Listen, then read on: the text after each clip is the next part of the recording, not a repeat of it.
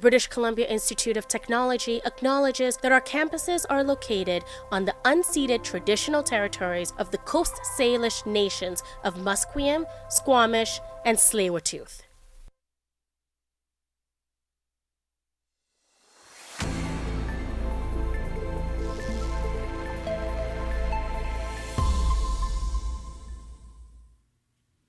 Good afternoon. My name is Ryan Bowles, and these are your news updates to 3 o'clock. Premier David Eby was in Surrey today, where he revealed his party's platform for the upcoming election. The NDP's promises include a $1,000 per household grocery rebate. Eby says this rebate will not have the previous required income tests. Stats Canada says that the average increase in groceries that people have been facing is somewhere in the neighborhood of $750. Now, that informed for us kind of some of the pressures that people are feeling around food costs. Among other things in Eby's platform, the NDP is looking to provide more crown lands for non-market and co-op housing. The NDP will also look to raise the housing speculation tax amidst measures to boost housing. Eby made this announcement in the riding of Surrey Serpentine River, where former RCMP officer Baltej Singh Dillon is running against Conservative candidate and former Surrey Mayor Linda Hepner. As the Premier is in Surrey unveiling the NDP platform, the Conservative leader is also revealing a series of promises. John Rustad is announcing a series of pledges related to infrastructure, transit, and the economy. Rustad says a Conservative government will require voter approval for any new taxes. There are times when government does need to go back to the taxpayer and ask for resources for specific things, but when that time comes, they should actually ask the taxpayer, the people in this province, for permission to be able to do that. The Conservative leader is also promising a minister for, quote, red tape reduction. The BC Nurses Union is urging a vote for health care in the October 19th election. Our reporter Isabella Calisi explains what the union is looking for from party leaders. Under the Campaigns and Initiatives page on their website, the BC Nurses Union has outlined what problems they want addressed by potential candidates. This includes implementing minimum nurse-to-patient ratios, reining in spending on private healthcare, and providing safe and healthy workspaces for healthcare workers. They've also listed these key asks in a pamphlet that has been sent out to members around the province, so that healthcare workers can raise issues with election candidates and get a conversation going in their communities. With a union made up of more than 48,000 people, they want to emphasize the importance of the impact members can make on the election. Isabel Calisi, BCIT's The Crow. A new report indicates unapproved modifications may have been at fault for the crash of an aircraft in northwest BC last year. The Transportation Safety Board says the two-seat Savannah aircraft crashed into Simpson Lake, killing the pilot. The report says that a review of the crash showed the plane had modifications made to its engine and wings. Both went unapproved by the manufacturer. The report indicates these modifications had been made by a previous owner of the aircraft. Vancouver police are investigating a homicide after a man was found stabbed to death in the city's east side. Investigators responded to the incident shortly after midnight Thursday morning. VPD say 34-year-old Brian Clayton died shortly before being taken to hospital. Police arrested a 27-year-old woman, but did not say what charges she would be facing. A statement from the VPD say they believe the victim and suspect knew each other, and anyone with information on this incident is asked to contact police. The BC Supreme Court have announced they will not grant an injunction to prevent tree removal in Stanley Park. In their ruling, the court dismissed an application to stop the removal of thousands of trees under a looper moth infestation. The challenge filed by park users claimed negligence by the City of Vancouver and the Park Board. The park users said the park's degradation caused them stress, anxiety, and sadness. Lawyers for the city claim there is still time for the Park Board to make a decision regarding what further tree removal and public challenges. A plant hobbyist in Delta says he is the first person in Canada to be growing Hyoscyamus insanus. Our reporter Zach Arabko tells us a love for niche plants has led him to a community of like-minded plant lovers. Dhruv Gadger is an amateur botanist who cultivated the Hyoscyamus insanus. He looked for insanus seeds on Reddit and Facebook, finding communities of people with a similar interest in niche plants. Gadger says the community is fascinated with his cultivation and gives him lots of encouragement. His friends and family, however, they don't really care. To be honest, I haven't really met anyone with the same passion for like these types of plants as me, because these plants are very they're very specialized, and when I tell them like, oh, it's poisonous, they get really scared. Gadger has been sharing his insanest growth for over a year on Reddit to an eager audience. Zach Arabko, BCIT's The Crow. We are joined in the studio now by Zach Arabko. Zach, can you tell us more about the origins of Hyoscyamus insanus, and did Gadger tell you more about how he got it? Yes, absolutely. Gadger found this plant originally in Pakistan thanks to a seller from the region, from near where the mother plant is, who proceeded to package some of the seeds and then mailed them to him. And over the course of 3 months, the packages arrived. So what sort of medical properties does this plant have? Well, the research on the insanus itself is minimal due to the rarity of the plant, but its sister plants and sister hyoscyamuses can give pain relief and can also help with asthma and other medical issues. Did Gadger explain what inspired him to begin growing these plants? Yes, as a hobbyist, Gadger began growing peppers as he thought they were cool and then pivoted more towards plants and then poisonous plants. He cultivated the Hyoscyamus muticus, which is a sister plant to the insanus. After successfully cultivating this plant, he wanted to challenge himself and tried to find the insanus online. Thank you, Zach. Police have announced that they've removed an underground encampment in southeast Calgary. According to police, they found the human-made tunnel in early September. The shelter was tall enough for most people to stand and was wide enough to be comfortable. Police also say a stun gun was found on the floor of the encampment. No occupants have been found in the shelter and no arrests have been made. After police made one final check of the shelter, work was approved to excavate the area. Shoppers in Halifax are responding to the rise of the cost of living by buying generic grocery store branded products. Grocery retail consultant Peter Chapman says retailers are putting their products front and center. So I would say there's probably, more focus on trying to make sure they do deliver because people are giving them more chances right now. Canada's Foreign Affairs Minister Melanie Joly is reinforcing the government's calls for a ceasefire in Gaza and Lebanon. Minister Joly reiterated these calls before a Francophone summit in Paris. Joly says the government is concerned over a wider conflict in the region following an Iranian attack on Israel this week. We absolutely need to make sure that this does not become a full-scale war, and that's why we need a ceasefire. We need a ceasefire between Hezbollah and Israel for Lebanon. We also need to make sure that there's a ceasefire in Gaza. And for the rest, we know Israel has said that they would retaliate against Iran, so we want to make sure that ultimately it doesn't become a full-scale war. No casualties were reported following Iran's attack on Israel, and Prime Minister Justin Trudeau says the international community must work to prevent a wider regional war. The damage caused by Hurricane Helene have made climate change a crucial issue in the upcoming U.S. election. President Biden and Vice President Harris have spent this week traveling to different parts of the Southeast to survey the damage. In the vice presidential debate this week, both Senator Vance and Governor Walz agreed to the need for a strong response. Democratic candidate Walz linked the storm to climate change, saying it appeared faster and stronger than ever before. U.S. Special Counsel Jack Smith has provided a path to charge former President Trump with crimes related to the 2020 election. The filing details new evidence in Trump's increasingly desperate effort to cling to power after losing the election to now President Joe Biden. The filing also indicates numerous people close to Trump tried to convince him that he did indeed lose the election. Trump has called the case pure election interference and a weaponization of the government. Former First Lady Melania Trump has found herself at odds with Republicans over her newly revealed support for abortion rights. This position exposes a contrast between her and her husband, Republican nominee Donald Trump, on a crucial election issue. Melania was noted for rarely expressing her opinion on political issues, and she revealed her support for a woman's right to choose ahead of the release of her upcoming memoir in a video posted to social media today. Individual freedom is a fundamental principle that I safeguard. Without a doubt, there is no room for compromise when it comes to this essential right that all women possess from birth: individual freedom.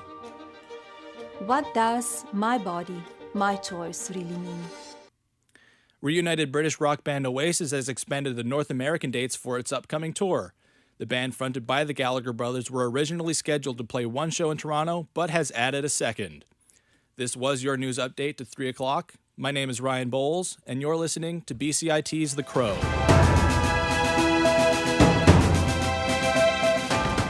Stay tuned for more on BCIT's 1680 The Crow.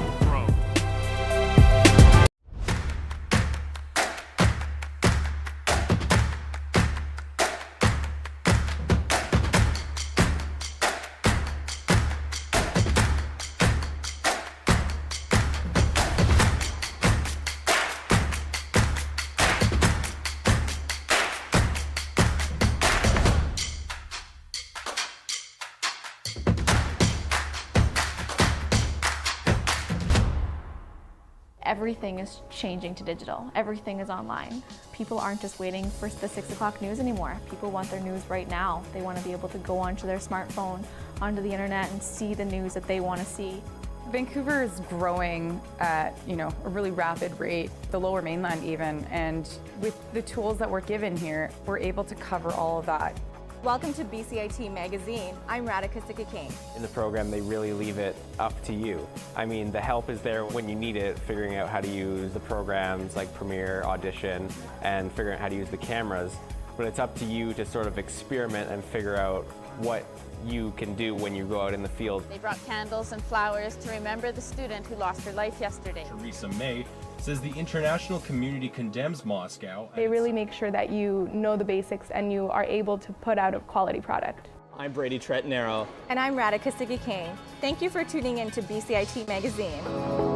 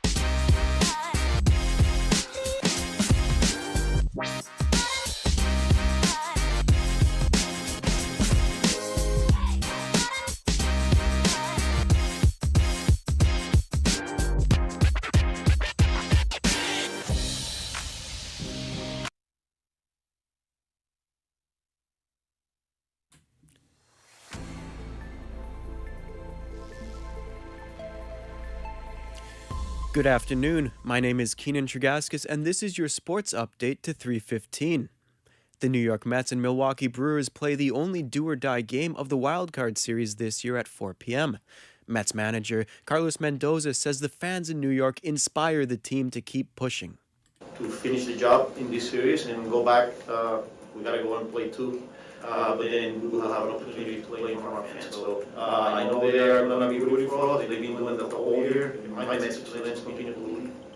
A win gives them their first series win since 2015, while the Brewers are looking for their first since 2018.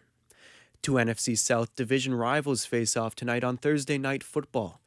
The Tampa Bay Buccaneers are in Atlanta to face the Falcons. The Falcons are coming into tonight's game after narrowly beating the New Orleans Saints on Sunday and working their way to a 500 record. The Bucs hold a 3-1 record and look to extend their division lead.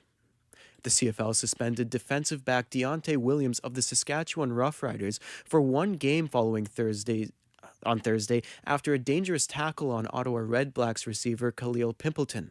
Williams was suspended for delivering an illegal and dangerous tackle on Pimpleton and committing a non-football act by striking another Ottawa player. Pimpleton made an 8-yard catch with 6 seconds remaining in Saskatchewan's 29-16 victory. As Pimpleton turned upfield, Williams lifted him up and drove him to the ground head first. Williams received a 25-yard unnecessary roughness penalty and rough play disqualification for his actions. Pimpleton was eventually able to walk off the field. Williams participated in a hearing with the CFL regarding the incident, and he also reached out to formally apologize to Pimpleton. Viewers are set to get a behind-the-scenes look at last hockey season with Prime Video's new series, Face Off, Inside the NHL, set to debut tomorrow. The 6-part series includes Edmonton falling just short in its quest for the Stanley Cup. Oilers winger Zach Hyman says the series will provide fans with a window into NHL life. In the moment, fans don't really have access to, like, oh, how does this guy react in between periods, or how does this guy react after a game, or what does the captain say in the locker room after a hard loss or after a win. Hyman says this series is focused on the individual personalities, including Oilers captain Connor McDavid. Friday also marks the start of the NHL season. The New Jersey Devils and Buffalo Sabres drop the puck in Prague, Czech Republic, as once again the Stadium Series launches the NHL season into action. Both teams are featuring a new head coach to lead their teams. Devils brought in former Toronto Maple Leafs head coach Sheldon Keefe. The Sabres are bringing back their former head coach Lindy Ruff, who was with the team from 1997 to 2013. Caitlin Clark has been named WNBA Rookie of the Year in a near-unanimous vote. A national panel of sports writers and sportscasters gave the Indiana Fever Guard 66 of 67 votes. Chicago Sky forward Angel Reese received the other vote. Clark, the number 1 overall pick from Iowa, averaged 19.2 points and a league-best 8.4 assists per game while helping the WNBA set attendance records and garner mainstream attention. She struggled early in the season, but found her groove and was an all-star starter and led the Fever to the playoffs. Lionel Messi's first MLS Cup playoff match with Inter Miami will be on October 25th.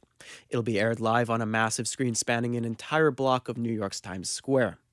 Major League Soccer announced today that Inter Miami's opener will be the lone playoff match played on that Friday night with a 5:30 start time. It's a slight adjustment to the MLS Cup schedule, as original plans called for the playoffs to begin on the 26th. Inter Miami clinched the MLS Supporters' Shield given to the league's best regular season team on Wednesday night after a 3-2 win in Columbus. With the second matchday for the UEFA Champions League wrapped up, soccer fans can shift their eyes to the Europa League and Conference League, which played today. With all 34 matches completed, fans had a lot to keep up with. Two former UCL champions played at noon. Manchester United tied the game up late thanks to a Harry Maguire goal and pulled out a draw in Portugal against FC Porto. Once again, I am Keenan Tregaskis, and this was your sports update to 3:15. Thank you for tuning in.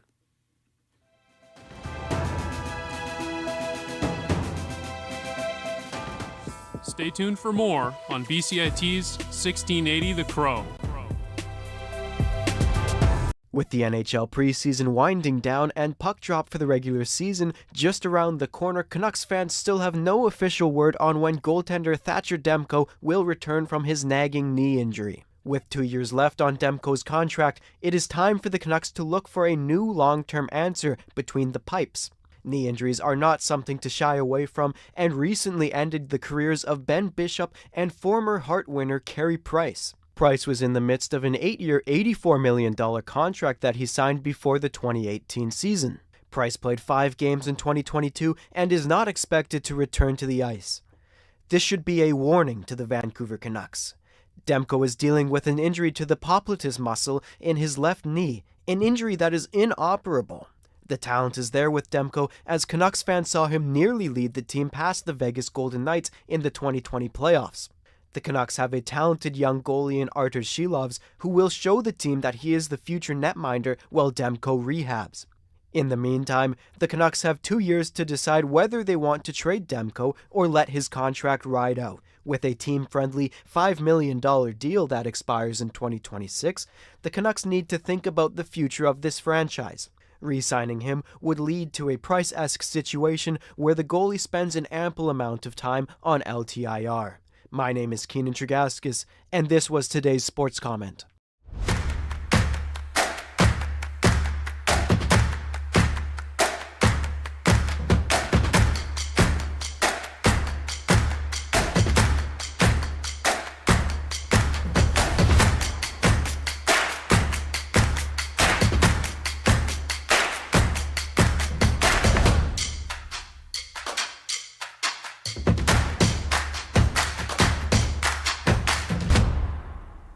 Everything is changing to digital. Everything is online. People aren't just waiting for the 6 o'clock news anymore. People want their news right now. They want to be able to go onto their smartphone, onto the internet, and see the news that they want to see.